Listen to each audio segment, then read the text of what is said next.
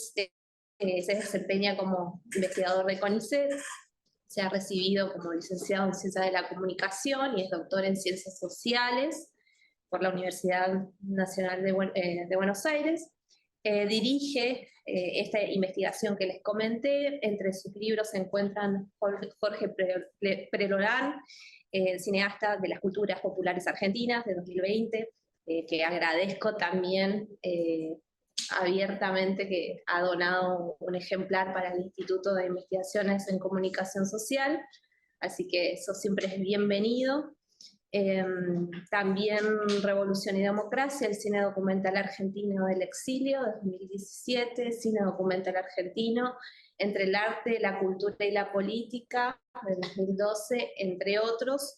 También sobre este libro hay una serie de capítulos que hemos colgado en el aula, que ustedes pueden leer, que tiene que ver con un periodo al que un poco Javier se va a referir en esta conferencia, así que bueno, eso es todo. Bienvenido, Javier.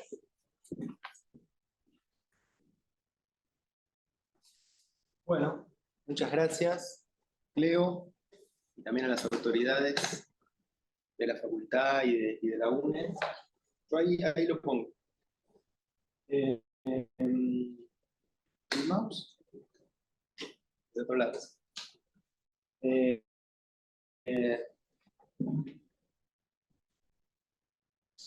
Gracias. Bueno, sí, efectivamente es el libro que aquí hay varios autores y autoras que colaboran. Tiene una parte muy importante y amplia de largos y cortometrajes documentales realizados en el NEA, entre otros tres enviados para falsear. Recién estaban hablando. A ver. Ese creo que está. ¿Está acá? Creo que es ese, ¿sí? ¿Dice? Vemos. Sí.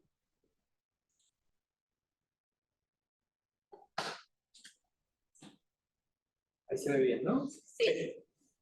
Bueno. Y esta es el título de mi presentación.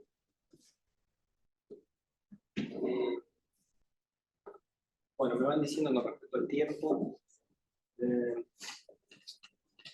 idea en esta ocasión es tratar de dar un panorama general con respecto a la trayectoria del cine documental argentino, enfocando en la particularidad de un concepto que tiene que ver con la función social del documental. Ahora voy a mencionar algunos autores que hacen foco en eso, en que el cine documental en general, no particularmente el político o el etnográfico, ¿no?, sino todas las vertientes del documental tienen una función social, ¿no? Le están hablando a un ciudadano, generan al mismo tiempo ciudadanía, y le hablan a los sujetos en función de sujetos de conocimiento también, ¿no?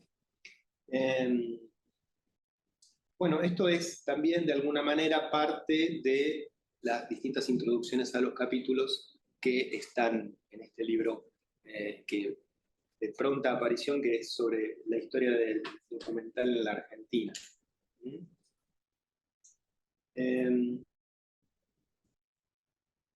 Un breve resumen de las cuestiones que les voy a estar comentando es este, ¿no?, que ven aquí en el PowerPoint. Y la idea es ir desde comienzos de la dictadura militar, el año del golpe, del 76, hasta la actualidad, haciendo un recorrido, considerando esta cuestión de la función social, haciendo un recorrido entre el documental del exilio, realizado ya en democracia, y al mismo tiempo considerar también los cambios tecnológicos que sucedieron entonces y que siguen sucediendo, ¿no?, que son muy importantes, particularmente cuando hablamos de cine documental en todas las artes, ¿no? Son importantes los cambios tecnológicos porque supone la posibilidad de hacer cosas que antes no se podían hacer, ¿no?, o de formas que antes no se podían hacer. Pero particularmente en el documental eso es muy importante, dado que no se trata simplemente de pasar blanco y negro al color, ¿no? Se trata de tener no solamente una cuerda de cámara Bolex que me permite determinar, hacer un plano secuencia de 2 horas si quiero, ¿no? Y si lo necesito. Es decir, tratar de ir aboliendo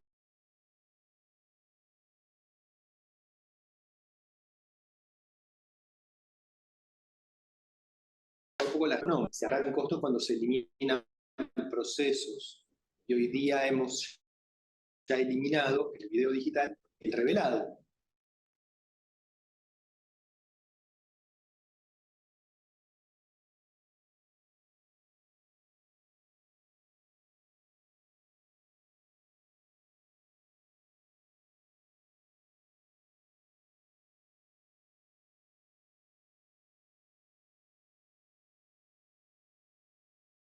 Llevaba de lo revolucionario a lo humanitario, de narrativas revolucionarias de los 70, 60 a narrativas humanitarias en los 80, y luego a lo testimonial en los 90 y en adelante, a temáticas que tienen que ver con la intervención social, tienen que ver con esta noción de función social, pero que dan cuenta de nuevas reivindicaciones de una sociedad que se encuentra naturalmente en continuo movimiento, en la que aparecen nuevos colectivos y colectivas de nuevas reivindicaciones sociales que hoy día tienen un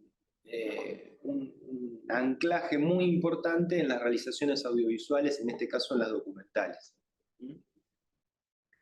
En los últimos años, digamos que la sociedad y la política puesta en acto en el cine documental argentino ha visto una amplitud muy importante en el sentido de la incorporación de nuevas reivindicaciones.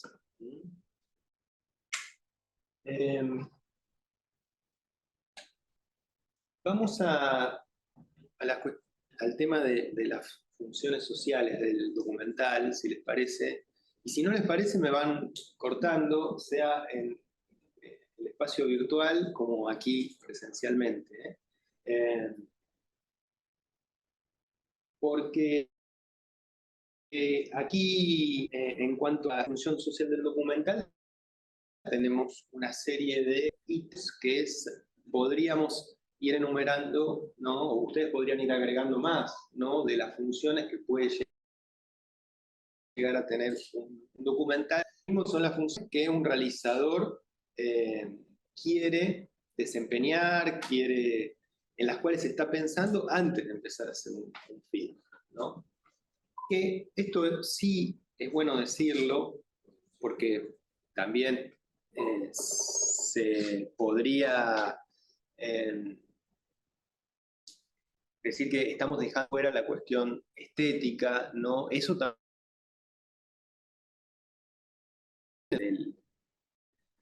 del documental. Persuadir, educar, concientizar, hacer visibles sujetos, derechos, innovar creativamente también, ¿no? Y ya desde los primeros escritos sobre el documental, los primeros escritos, bueno, de John Grierson, de Inglaterra o de David Film, ya se hablaba de funciones sociales que asume o debería asumir el cine documental. Imagínense que también en sus cabezas el cine documental era algo mucho más reducido de lo que aquí estamos hablando, ¿no?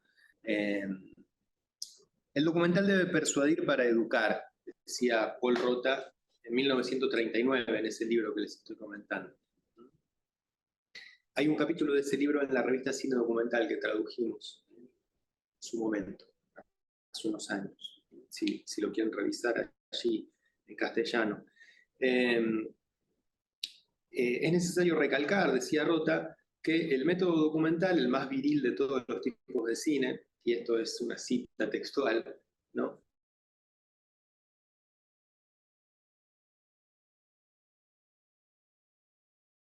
El problema del documental debería ser examinar el problema del lugar del hombre en la sociedad.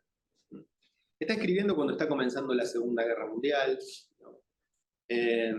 Grierson también, que le hace el prólogo al libro de Rota, ¿no?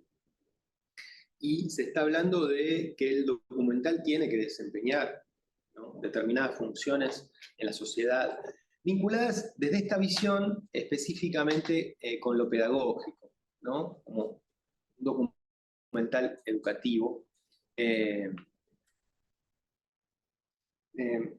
Y años después, en 1947, se crea la Unión Mundial del Documental, con muchos de estos realizadores y algunos otros principalmente europeos, ¿no?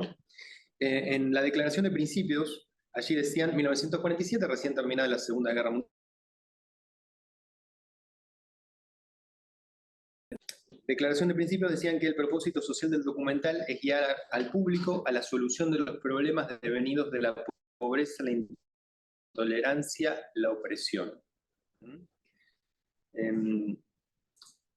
Esto lo tenemos que leer en función de la época en la cual se estaba pronunciando, pero si hablamos de un concepto amplio de lo que tiene que ver con la función social del documental, podemos venir a la actualidad y encontrar que Michael Shannon, también un teórico inglés que ha venido varias veces a la Argentina, también ya ha investigado sobre documentales argentinos y ha producido también, argumenta que el documental desempeña una función social de valor incalculable en un espacio público degradado y manipulado por el impulso antidemocrático que gobierna los medios de comunicación de masas. Ahí él incluye los medios de comunicación de masas, se refiere específicamente a la televisión, ¿no? Algo que no estaban incluyendo aquellos otros teóricos. Es decir, ahora la lucha del documental no es contra el fascismo, no es simplemente contra las ideologías totalitarias, aunque también lo es, ¿no?, sino también contra los mensajes manipulados por los medios de comunicación. Bueno, también hay otros teóricos como Alan Rosenthal, que habla de agenda de debate público, que el documental define de alguna forma una agenda del debate público. Esto también podría ser cuestionado, dado que el proceso de realización de un documental, cuando no es un documental urgente, lleva algunos años y la agenda en un par de años cambia también, ¿no? En fin, los autores contemporáneos quieren señalar que el documental se dirige a sus espectadores en tanto parte activa de una sociedad, ¿no? Otra cita de Shannon: el documental habla al espectador como ciudadano, como un miembro de un colectivo social, como un participante de la esfera pública. Por su parte, Elizabeth Cowie afirma que el espectador es interpelado como sujeto de conocimiento. El espectador y el realizador hacen un pacto tácito en el cual se establece que habrá una transferencia de conocimientos. De alguna manera el espectador se identifica con la figura del científico, ¿no?, aquel que investiga y que luego pone a disposición de una comunidad las conclusiones, el producto de aquella investigación, ¿no?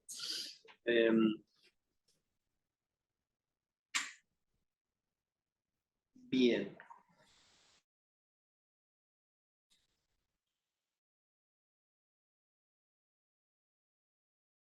Yendo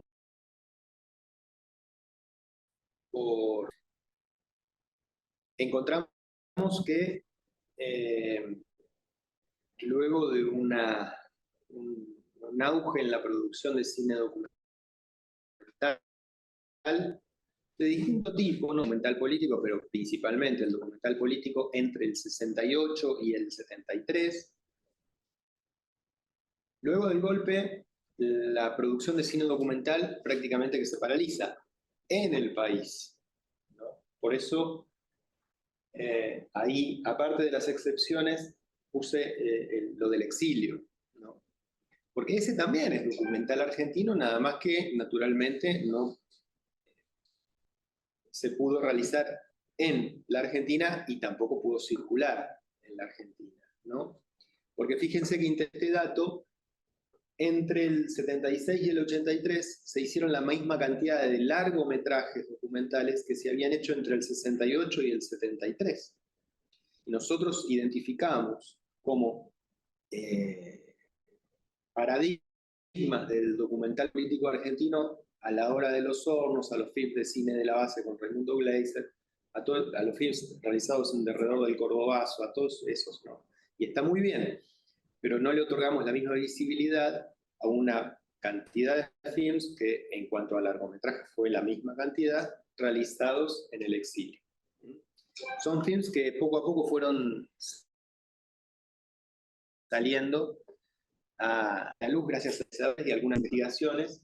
A mí me costó un poquito encontrar algunos y se los tuve que pedir a los organizadores que le pude pedir o a familiares o a técnicos que habían trabajado y los pude ir encontrando y esos están analizados en el libro ese que saqué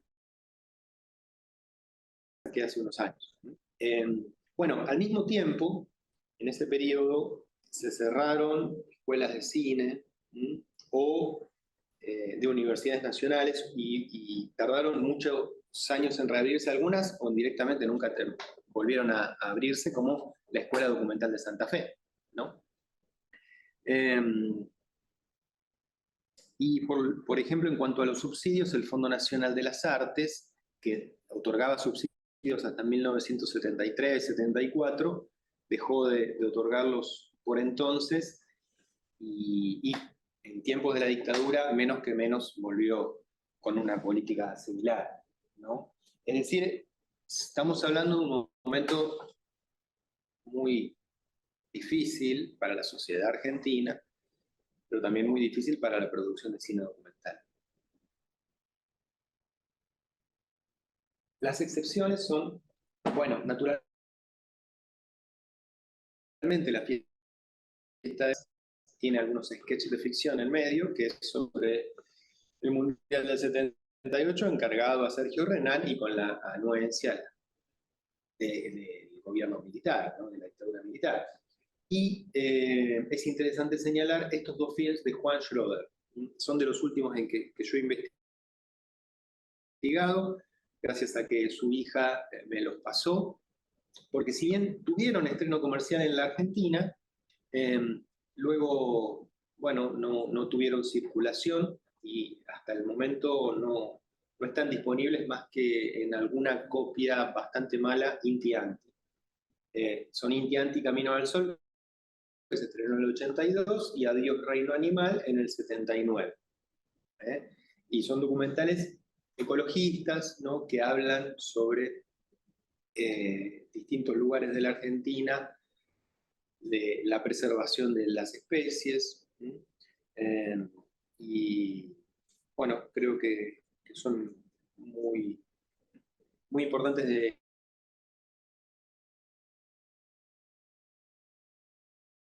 Juan Schroeder también, hace muy poquito, y fue uno de los primeros directores de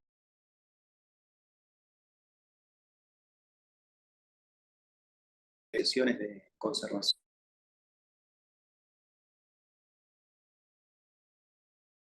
del medio ambiente, y también estuvo en la Constitución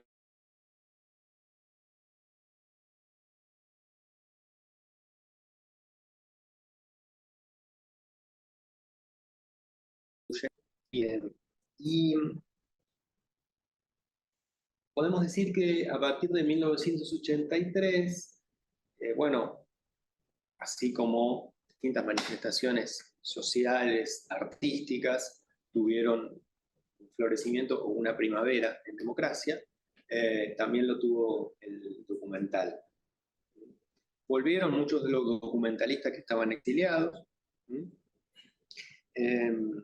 y no solamente se dedicaron a volver a hacer films de narrativas políticas, ¿no? En este caso humanitarias, sino también hubo muchos otros realizadores jóvenes que empezaron a hacer films, decíamos, de Schroeder, ecologistas, pero también documentales sobre música, rockumentaries, se podría decir, o documentales, ¿no? Que recuperan aquella vertiente de esa obra que fue Roca hasta que se ponga el sol, ¿no? Sobre el Barroc del 1972, y se hizo otra muy similar en el 83, y en años del gobierno de Alfonsín, sino también el documental etnográfico, con la creación de cine testimonio, y el social feminista también, de alguna manera, con cine testimonio mujer, con Laura Hugo y Silvia Chamilliard en la producción y en la dirección. Pero, bien, estamos hablando de distintas vertientes del documental en la Argentina, lo cual van engrosando una producción y volviéndola más relevante cuando hablamos de una historia del documental, pero sin embargo, en la memoria social ha quedado impregnado que el documental es ese modelo de films que tuvo mucho éxito en aquel tiempo, que es La República Perdida, ¿no? Sobre todo la 1, pero también la 2, que algunos años después se estrenó, ¿no? Como sinónimo de film histórico y humanitario, ¿no?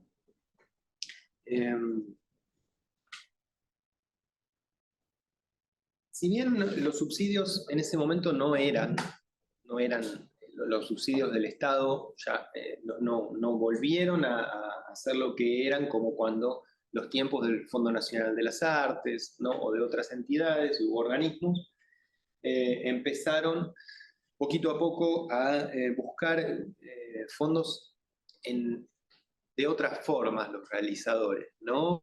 En fundaciones culturales, en canales de televisión extranjeros también, ¿no?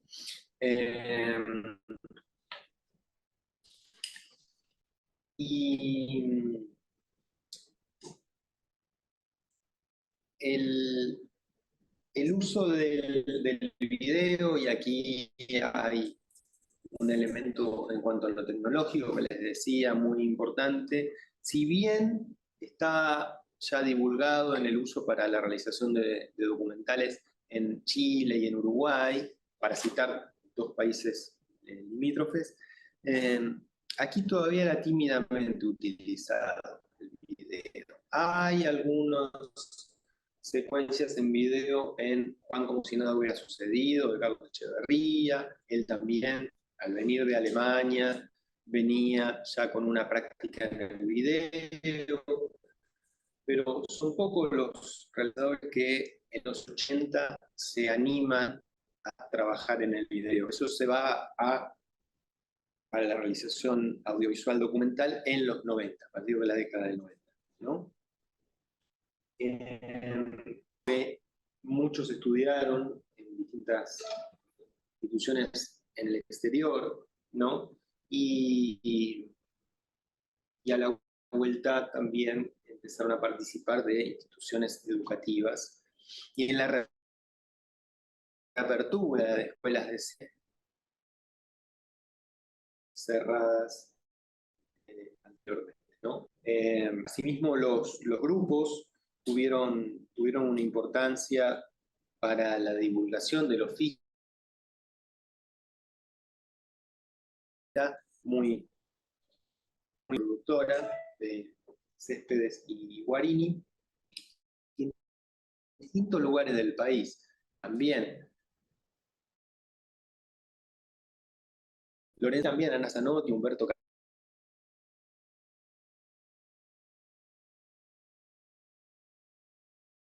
Carrizo, ¿no?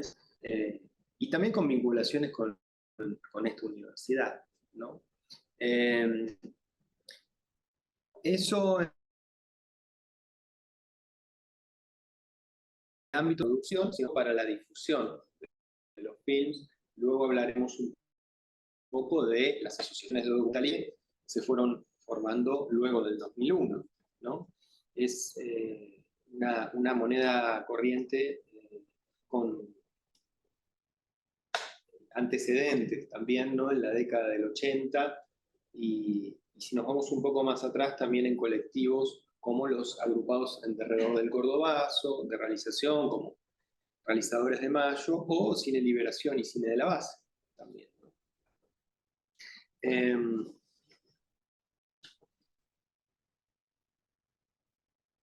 Aquí ven un fotograma que es de la era del ñandú, de Carlos Sorín, y me parecía interesante decir dos palabras con respecto a este documental, que es un falso documental, ¿no? No sé si lo han visto, en el que Salo Pasig era actor, ¿no? Y ahí aparece como sociólogo, ¿no? Se entrevista a pseudocientíficos, ¿no? La mayoría son actores o gente del cine. Carlos Sorín hizo la era de ñandú, como una especie de ejercicio lúdico. Estaba en el marco de un ciclo para televisión que era de films científicos, ¿no? Y habla de una droga de producción argentina, con todos los condimentos de un documental, ¿no? Esto podríamos llegar a considerarlo como el primer falso documental o documental apócrifo realizado en la Argentina. Pero en particular, ¿qué es lo que me interesa con respecto a esto? Que ya es un documental realizado para televisión, ¿no? En un ciclo. No es el único ciclo de ese tiempo, porque también teníamos en ese momento La aventura del hombre e Historias de la Argentina secreta. Algunos hemos visto, chicos, algunas de esos episodios, ¿no? Es decir, la producción documental también empezó a tener en la televisión el documentalista, una salida laboral, ¿no? Y algunos pasaron de un espacio a otro, como hasta la actualidad también, ¿no?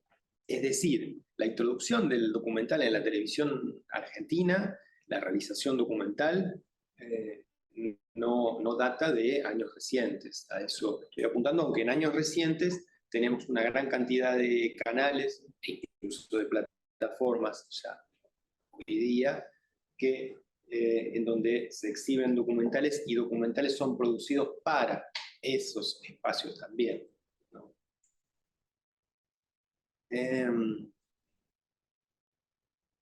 Bueno, algo de esto comentábamos al comienzo, se amplía temáticamente desde los 90 la producción documental nacional, ¿no?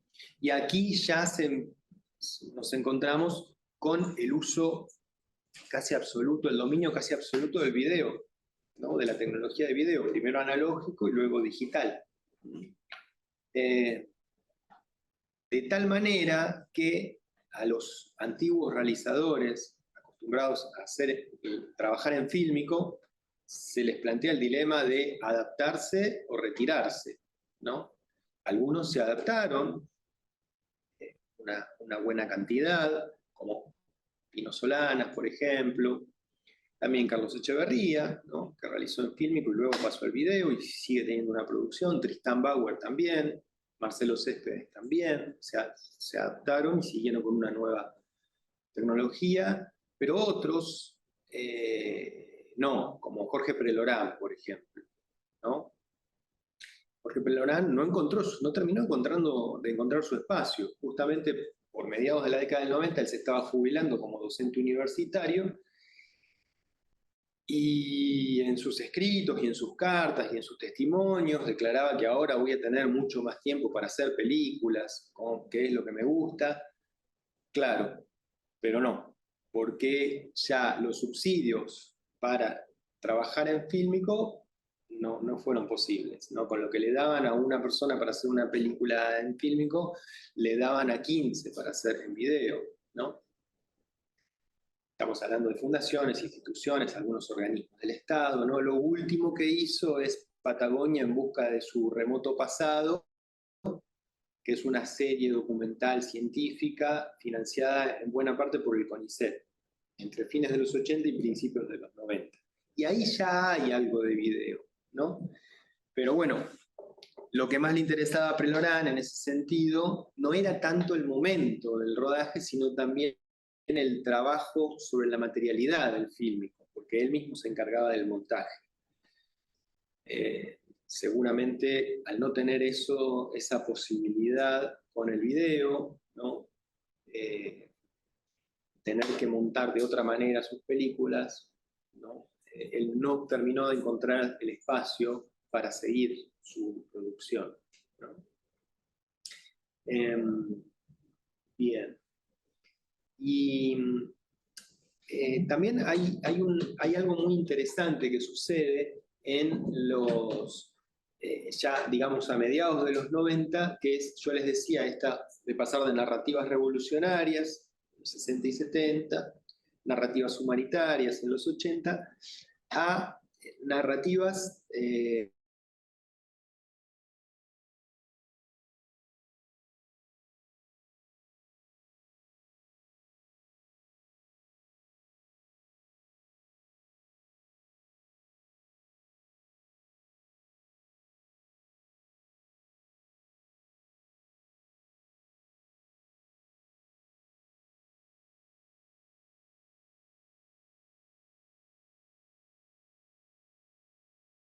utopías. Dos películas sobre montoneros, también otras sobre el PRT. Y sin irnos de ese ámbito de la militancia política, vemos la aparición, incluso antes del 2001, de un tipo de videoactivismo, ¿no? El video lo que propuso fue la aparición de grupos que quisiesen tener sus producciones rápidas, urgentes, para trabajar en determinada coyuntura, y así aparecieron lo que se denominó cine piquetero o contrainformativo, en realidad es videoactivismo en general, con distintos grupos, Alavío, Cine Insurgente, Boedo Films, ¿no? Grupos que en algunos casos tenían alguna relación con partidos de izquierda o movimientos políticos de izquierda, pero en otros casos no la tenían. Y eso en el 2001 tiene ya una amplia acogida social y mayor circulación tienen estos films de estos grupos de videoactivistas que también ingresaron en festivales nacionales e internacionales en algunos casos, ¿no? También el grupo Guairuro y grupos de distintos lugares de la Argentina, Guairuro de Jujuy, pero también de distintos lugares de la Argentina. Y les comentaba recién en este panorama del documental argentino, también tuvieron un papel muy importante estas asociaciones de documentalistas, ¿no? ¿Para qué? Para principalmente trabajar y discutir sobre leyes de cine provinciales y incidir en la constitución de comités de evaluación para el otorgamiento de subsidios para la realización documental, como DOCA, ADN u otras asociaciones de documentalistas específicamente, más allá de las asociaciones de cineastas que ya existían, ¿no? En este momento tiene una plaza DOCA en el concurso Raimundo Gleiser, por ejemplo, ¿no? Del Inca. Y les mencionaba que esto también es relevante, viniendo hacia aquí en el tiempo, las leyes provinciales de cine, ¿no? En la provincia de Buenos Aires, que es donde yo me encuentro, estuvimos discutiendo la posibilidad de una ley grandilocuente en muchos sentidos, pero terminó estancada, ¿no? La declaración de esa ley, y al día de hoy provincia de Buenos Aires no tiene ley de cine en los próximos meses tampoco.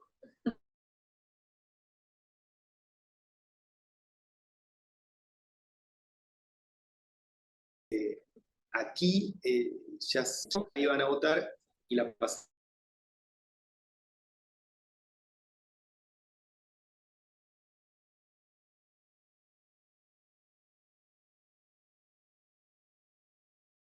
Bueno, el tema después también es una complicación. No es la importancia de tener una ley, que es un papel escrito, sino también luego la aplicación.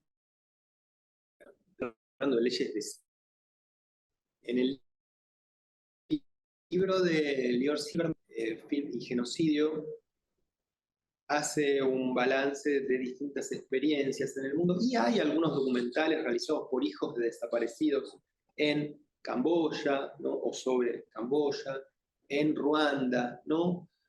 Sobre también la Shoah o el Holocausto, pero son pocos, no constituyeron como lo que aquí se constituyó como una especie de movimiento, un movimiento sin manifiesto, ¿no? Pero aquí podemos identificar una serie de films que todavía hasta el día de hoy se siguen produciendo y exhibiendo, realizados por hijes, ¿no? Papá Iván, de Marina Roqué, Los Rubios de Carri y M de Prividera, como los que en principio tomaron la posta, pero que también se realizaron otros hasta la actualidad, ¿no? Es como un caso único por el volumen y la visibilidad que tuvo. Sobre todo la visibilidad, porque si ustedes se fijan, reseñas y críticas de estos films, a nadie se le ocurriría hoy hacer una historia del cine en la Argentina dejando afuera a alguno de estos films. Dejando afuera a Los Rubios, dejando afuera a M, Papá Iván. Antes... Ahí sí puedo, sí. porque Nicolás Casullo un poco tematiza, un poco separa por etapas, digamos, cómo era considerado, qué aspectos y características tenía como la memoria en Argentina a partir del retorno democrático. Y él señala como una especie de tercer momento a partir de mediados y fines de los 90, con el surgimiento de los hijos, donde la memoria empieza a reflexionarse y se tematiza la memoria, digamos, y me parece que tiene bastante relación con el surgimiento también de esos films, porque también tanto Carri como Prividera tematizan, digamos, esa memoria, digamos. Sí, sí. Y me parece como todo dentro del mismo movimiento, la misma época, o espectros políticos entonces. Sí, ahora hay una nueva corriente de estudios, quizá más desarrollada afuera que en la Argentina, pero aquí también, que es hablar del cine de los afectos, ¿no? Hablar de afectos, ¿no? Y tiene que ver quizás también con eso de lo personal en el documental y la historia narrada, ¿no? Ya no es tercera persona todo el tiempo, ¿no? Es la primera. Y sí, tiene que ver con los cambios de época que vamos teniendo, probablemente cuando, bueno, analizamos la historia del documental, de alguna forma también estamos analizando esos cambios que se van dando, porque en este sentido también el 2001 es un momento bisagra, ¿no? En cuanto a la producción artística, particularmente en la realización documental, ¿no?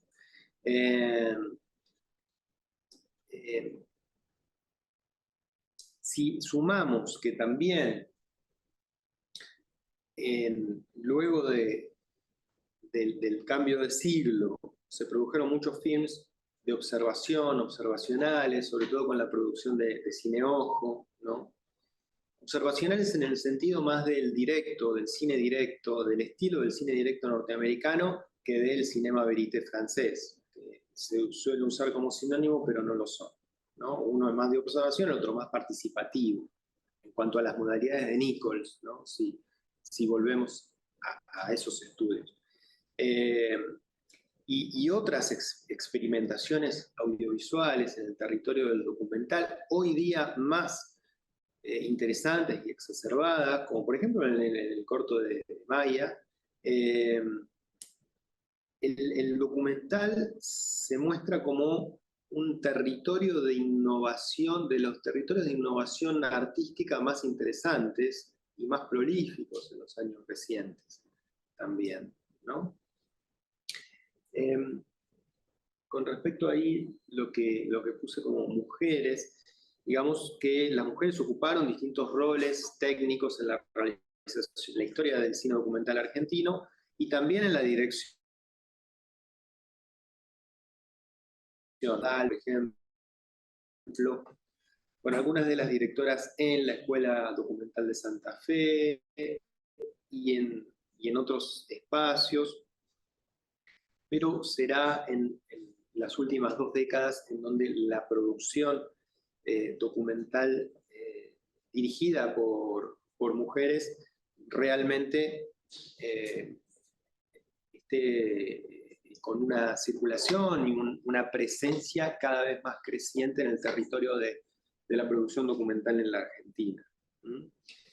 También al mismo tiempo eso significó el cambio o el sacudón de estructuras temáticas y formales en la realización documental. Se me ocurre Río Turbio, por ejemplo, de Tatiana Massú, no sé si vieron algo, como uno de los documentales más recientes, ¿no? Y más interesantes en cuanto al aspecto formal y también a lo temático, ¿no?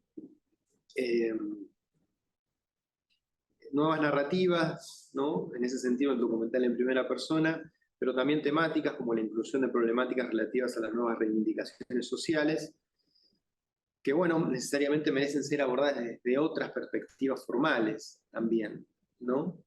Y ahí empezamos a unir todo esto que a veces se separaba, que es forma y contenido, ¿no? Bueno, se deben en buena parte esas innovaciones a las perspectivas de directoras, mujeres. Bueno, allí hay algunos de los tópicos de los cuales estamos hablando. Otra cuestión muy importante es la realización audiovisual documental realizada en distintos lugares de la Argentina, que cada vez empezó a tener una visibilidad cada vez más creciente y que particularmente tengo la intención de que hagamos todo lo posible para que la tenga todavía más, ¿no?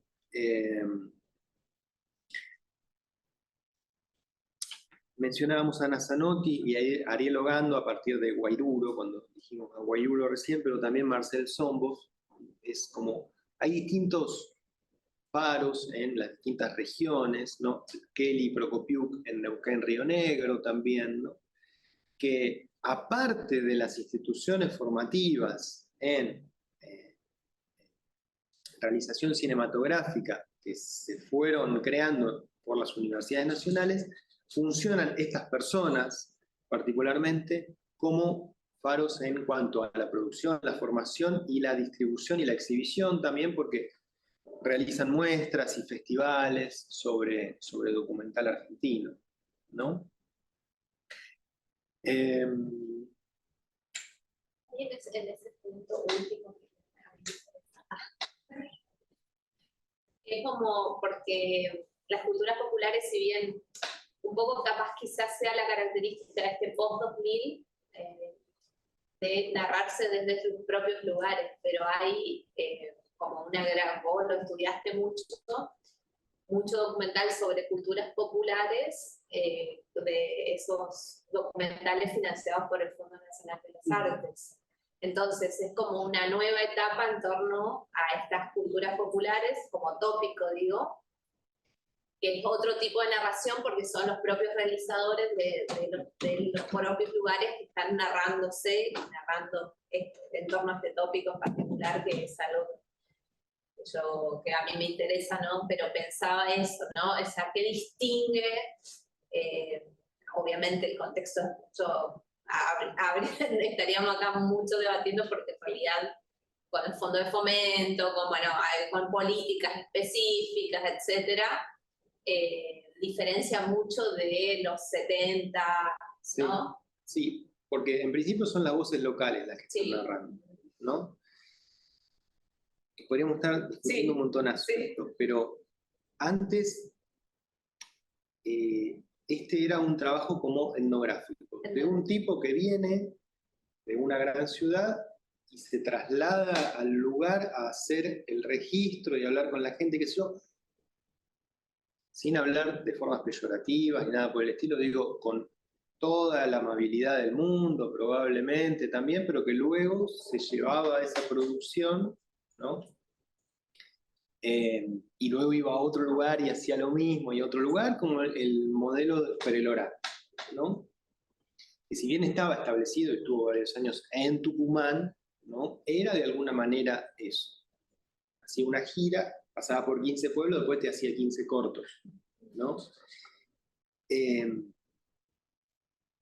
Pero empieza a ser posible, ¿no? De alguna manera, no empieza a ser, ya se realizaba de antes también, ¿no? Lo que pasa es que no estaba a disposición de un público más amplio, porque eso también es otra cosa que no destaqué acá, que es la posibilidad de que hoy nos da Internet, ¿no? Que se sube, o que nos dan las plataformas bien usadas y entendidas, ¿no? No como sustracción de derechos, sino como ampliación, ¿no? Y están ahí disponibles para ser vistos por quien los quiera ver también, ¿no? A mí me parece que las instituciones educativas tienen un rol muy importante en ese sentido. Y también los centros culturales, también los organismos provinciales, para el fomento y al mismo tiempo la puesta en circulación, en distribución de esos materiales.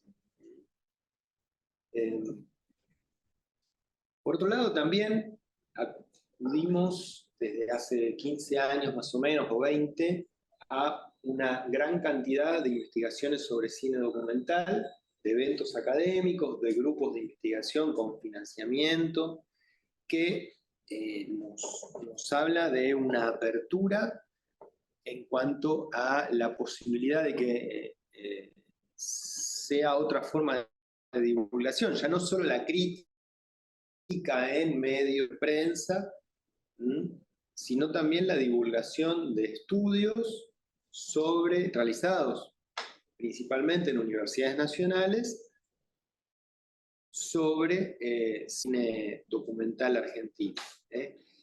Porque si contamos la historia de las películas, nada más a mí me parece que quedan varias cosas afuera. Hablábamos de lo tecnológico, de las políticas en cuanto a las leyes de cine también, y tenemos que incluir la investigación, los eventos académicos, ¿no? A veces nos da un poco de pudor incluirlos porque nos estamos incluyendo de alguna manera también, ¿no? Pero, por ejemplo, la creación de la Asociación Argentina de Estudios sobre Cine y Audiovisual fue relevante y sigue siéndolo en cuanto a otra forma de análisis y de estudio posible del cine argentino, ¿no?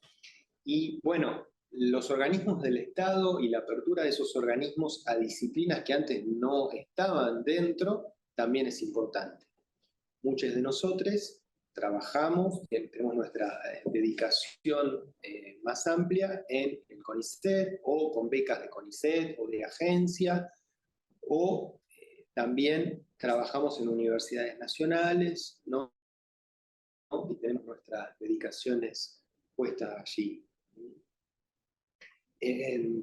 Bueno, decíamos las plataformas, pero también los festivales de cine, ¿no? Hay festivales de cine específicos sobre cine documental, más allá de que hay otros sobre cine en general, que también incluyen al documental desde ya, pero hay sobre documental que ya llevan 20 ediciones. El Festival Internacional de Cine de Derechos Humanos, por ejemplo, ¿no? Es uno de ellos. Y las leyes que recién mencionaba también son muy importantes. Los sistemas de derivación de impuestos, como los mecenazgos de distintas provincias o municipios, también lo son, las leyes provinciales. Hay mucho que se ha hecho, hay mucho que se tiene que hacer desde ya. Esto no es decir que hemos llegado al punto en el cual está todo bien y estamos en el paraíso de la realización de documental para la Argentina, ¿no?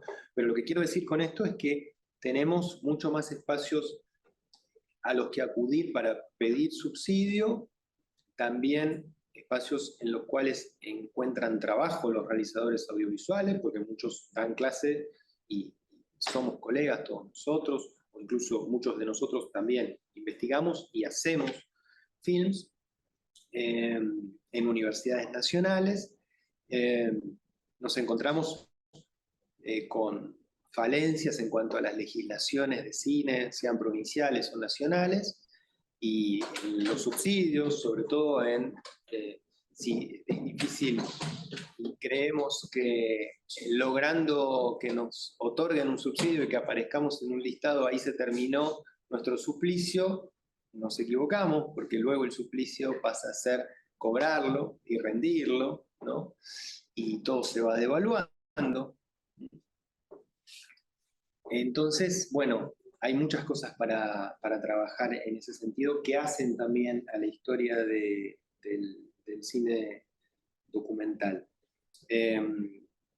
Mencionaba plataformas, no quiero dejar afuera la creación de canales de televisión a la manera tradicional, pero que también funcionan como plataformas como Encuentro, Paca Paca, Deporte TV, canales públicos que tienen producciones documentales, que hacen producciones documentales propias, que en muchos casos tienen calidad cinematográfica.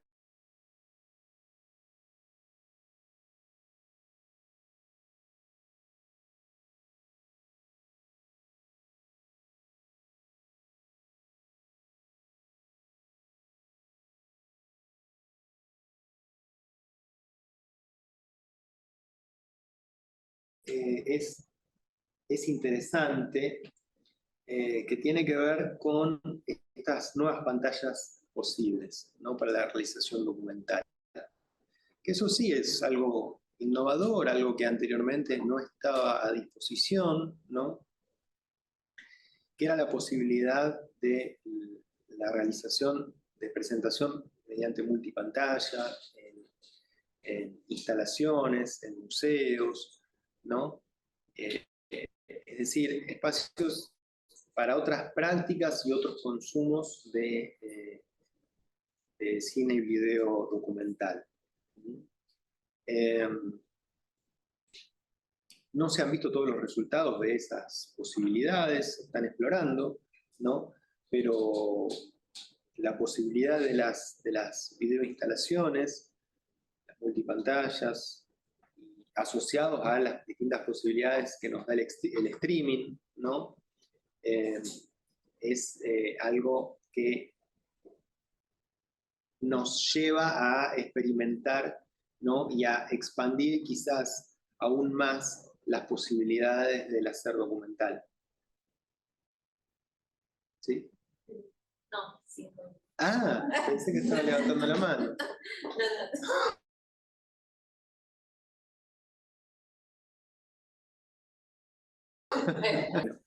Eh, también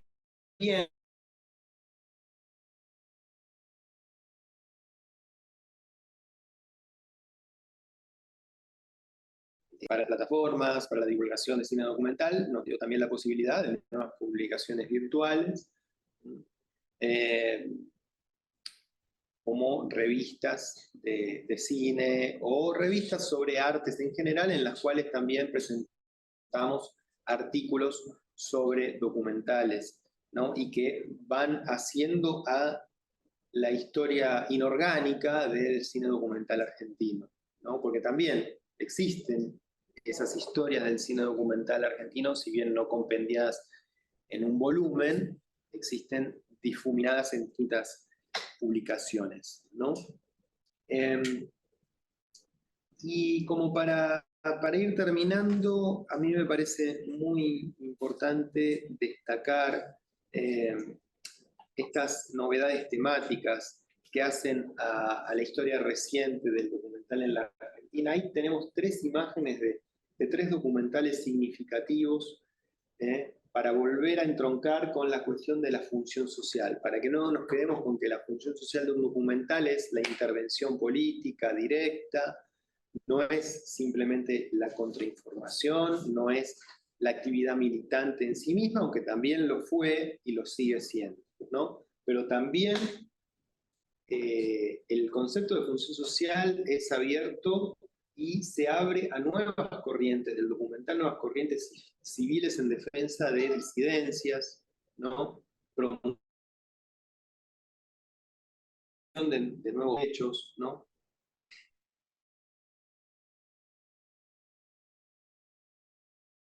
Eso es una tanto en las salas como en los canales, son fomentos por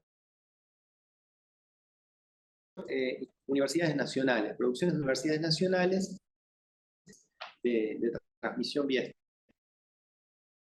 streaming, ¿no? Y ahí tienen una buena parte de producción documental de la más 100.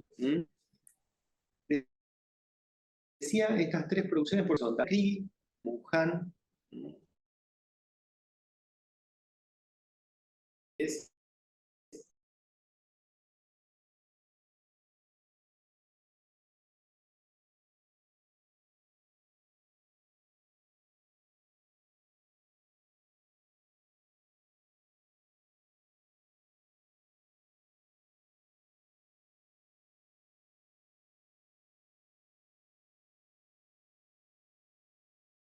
de puesta en escena teatral, ¿no? Naturalmente, Violarias, ¿no? Y esto de las lunas, sobre travestis y nuevas experiencias en la defensa de derechos sociales conquistados, ¿no?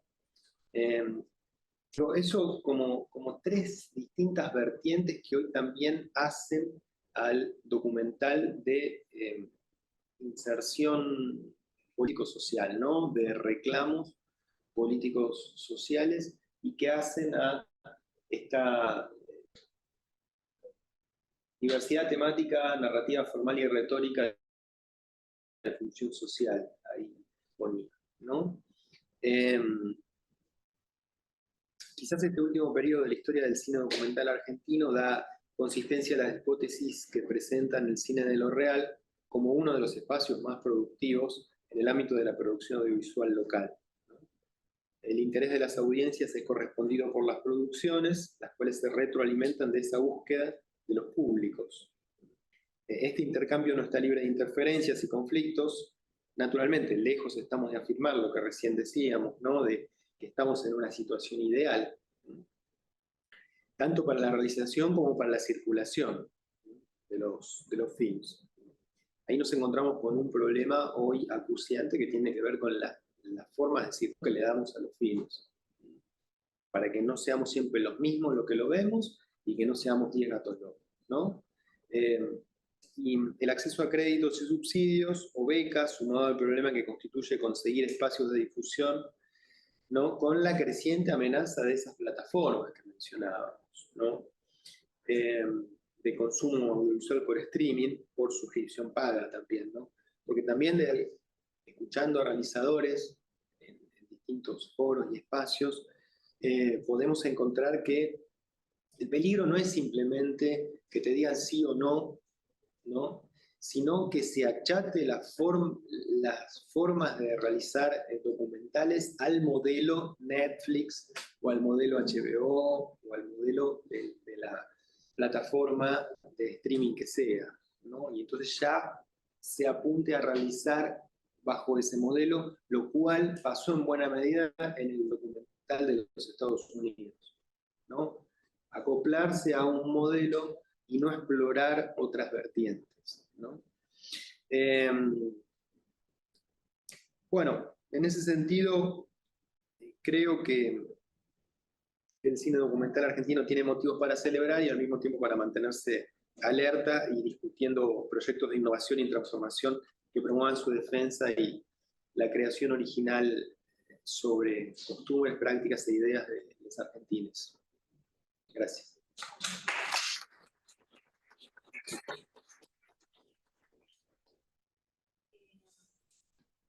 Un ratito para las preguntas, comentarios. No sé si en el chat también, si quieren abrir ahí. Un comentario más. ¿Querés venir un poquito más para acá?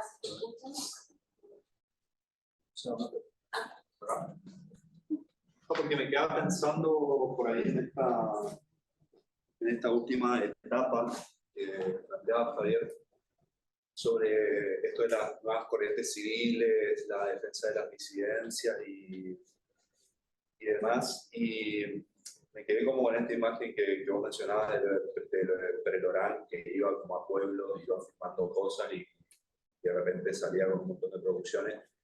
Y si bien uno identifica, yo para mi tesis doctoral trabajé con un corpus de series documentales que fueron producidas con las leyes de fomento del Inca, todas sobre diversidad sexogenérica, obviamente, y que tenían como, me parece que un poco la política en torno a la cual se habían construido, y era como un poco la consigna, es que tengan una cierta perspectiva federal, o que por lo menos se trate de reflejar de alguna manera ciertas poblaciones del interior que vienen por una cuestión histórica y por algo que, como vos lo mencionabas antes, con esta cuestión de la invisibilidad, porque hay obviamente un centro concentrado en el cual se produce un cine y un interior en el cual se produce muy poco o no se produce directamente.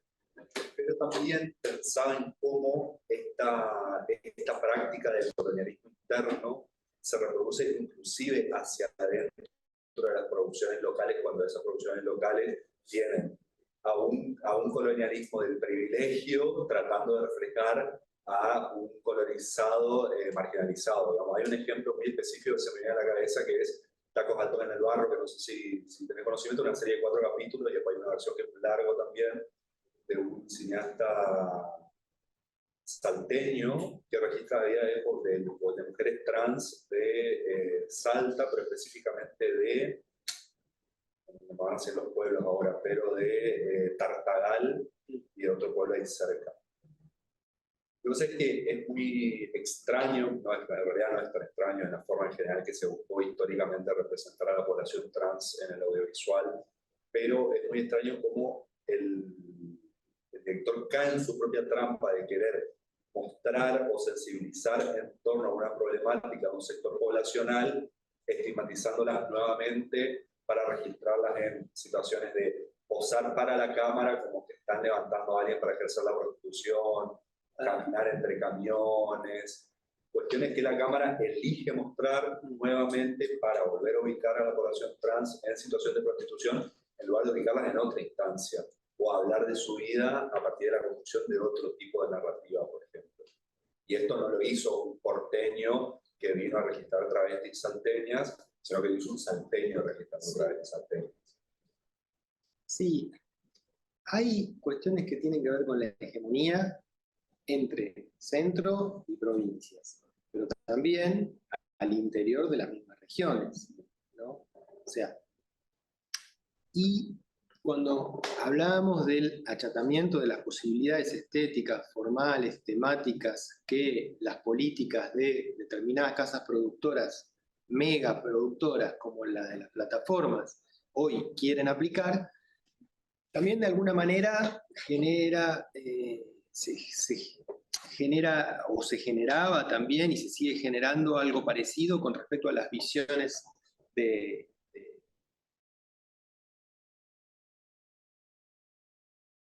¿no? Entiendo que a eso refiere la serie, no la conozco, pero entiendo que tiene que ver con eso. También es tan complejo, Tarchi, el tema de la hegemonía, que está dentro de cada uno de nosotros, ¿no? No se trata de que porque uno nació en un lugar o uno nació en otro lugar. Sí, necesariamente tiene una mirada descolonizada, digamos. Sí, claro, un poco lo que... claro, bueno, y ahí hay otra cosa que no hice mucho hincapié, aunque mencioné series de los 80 como La Aventura del Hombre, pero también hoy se producen muchas series documentales. ¿Y qué hacemos cuando hablamos de documental argentino? ¿Las dejamos afuera o las metemos adentro? Porque se solía dejar afuera, cuando uno hablaba de cine, ¿no? De estreno comercial. Yo creo que hay que considerarlas dentro el panorama histórico del documental en la Argentina. La serie es que es uno de los espacios más prolíficos que hoy tenemos en cuanto a producción. Sobre todo, ¿sabes qué sucede? Que tiene que ver con las condiciones de producción también de estas tipologías de producción financiadas por ahí por el Inca, que a veces ingresan dentro de una convocatoria que tiene como propuesta la generación de una serie, pero después hace una versión largo, por ejemplo, para que circule en otros espacios, y uno accede a la versión serie y a la versión largo sin problema, a través de YouTube, de Vimeo, tal vez llega a Cinear, en su momento, cuando estaba Odeón, tenía un espacio para acceder a todas estas producciones de forma irrestricta, y también hay una problemática de ahí en qué versión es la que está circulando y qué versión es la que te llega. Porque con estas series con las cuales yo trabajé, que trabajé con Tacos Altos en el Barro, Salida de Emergencia, El Jardín de las Delicias, que es una producción acá de la región, que registra experiencias de lesbianas, gays, bisexuales y personas trans en Chaco, Corrientes, Formosa y Misiones.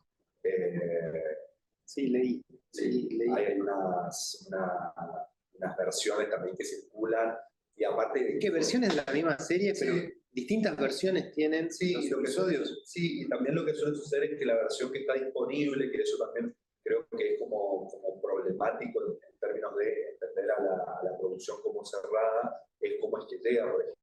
El Jardín de las Delicias ahora está disponible para verlo en el marco de un programa distinto dentro de Chaco TV, que se llama el Proyectador. ¿Pero editadas por quién las distintas versiones? ¿Por los realizadores o por productores? Está la versión de los realizadores, pero podés ver este programa, esta serie formando parte de otro programa, por ejemplo. No, ciclo de información. Sí, y es la versión que se ve. Ahí tenés ejemplo. Claro. Y es interesante porque por ahí antes, no sé, de repente conseguir Hotel Gondolín o Lesbianas de Buenos Aires es casi una tarea imposible, y hoy esta serie uno la puede conseguir en varias plataformas, en versiones dependiendo de cuál es la que está disponible en la plataforma, por ejemplo. Como largo, como serie, con un sonido arreglado tal vez, porque capaz entregaron la versión al Inca porque necesitaban terminarla, pero después la mejoraron con más tiempo, y eso hace que el archivo en sí sea como un estado de... Entonces, bueno, uno cuando trabaja con esas producciones dice, bueno, la versión con la que estoy trabajando es esta. Sí, con respecto a archivo, ahí también hay otro tema, que es, hay muchas cosas que no las guardamos porque están disponibles en la web, pero por ahí en algún momento dejan de estar disponibles. Bueno, con Odeón pasó eso. De hecho, Prisma también, el archivo Prisma. Sí, en un momento asume Macri, bajemos todo porque después en no... el medio de la asunción de Macri estaba trabajando con mi corpus, estaba armando este corpus que post aprobación de la ley de matrimonio igualitario hay una oleada de producciones que se empiezan a generar en torno a la diversidad específicamente, y de un día para el otro dejaron de estar disponibles. Y cuando Odeón se convierte en Cinear, Play, todas esas producciones no estaban más. Por ejemplo, series como Las Viajadas, esta ya de ficción, ¿no? Las Viajadas y demás, no dejaron de estar. Y entonces encontraron en YouTube el nuevo espacio para empezar a circular de nuevo. Porque los espacios oficiales de repente habían limpiado la diversidad sexogenérica las plataformas del Estado. Eso creo que son los problemas, la distribución y el acceso, digamos, que es lo que hablamos un poco, lo difícil que es a veces llegar a producciones, muchas veces son por referencia a otras personas que las vieron antes y que muchas veces en una versión está bastante fea, en algún video de YouTube o algo de eso, que uno, no sé, también con un poco de temor ético accede a ella, porque sabe que si no vienen de parte de los realizadores, digamos, es una versión pirata, por así decirlo, la toma y pronto, que está minando el trabajo de los productores y los realizadores, digamos. Sí, bueno, y podemos hablar de films realizados hace pocos años. Siempre escuchamos a los que trabajan sobre cine silente, la pérdida de materiales que ya no van a poder analizar, más que leyendo una nota de prensa en el diario La Razón de 1920, pero tenemos films realizados hace 10 o 15 años que nos cuesta encontrar.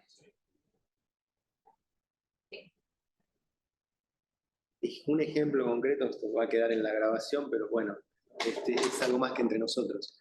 Que sea Ley, de Juan Solanas, ¿no? Es un film que íbamos a incluir en el libro y que la persona encargada de hacer esa reseña no pudo conseguir, y yo tampoco, no lo pudimos conseguir.